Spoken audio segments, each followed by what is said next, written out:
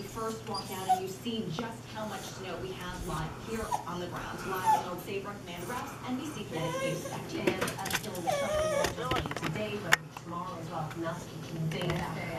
Thank you, Amanda, for that live report. We've been hearing a lot from down at the store. We had several reporters stationed on that way, but we were talking earlier.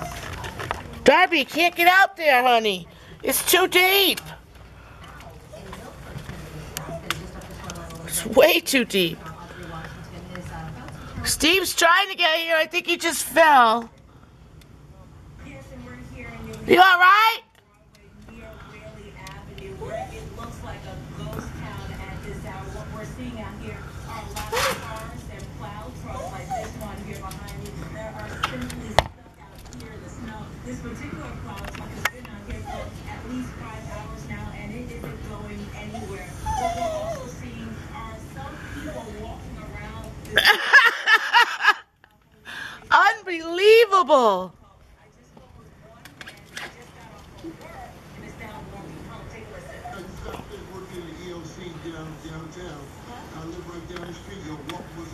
Oh my God, you gotta climb over? I can't even get through. You can't. Bye. Hi, honey.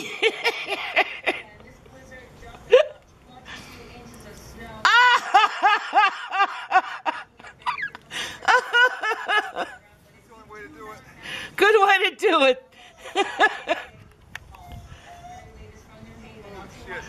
Come and get me out of my house. I'm trying. It is now 8:46. I want to send things over now to meteorologist Darren Smitty. The progression is from the west. Oh, we can't get out. And then Steve comes to my rescue. What a sweet guy.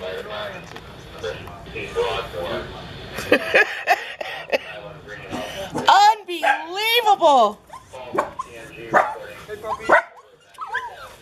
Oh, dogs, you can't get out there, honey. I'm trying. Steve's trying to get us out.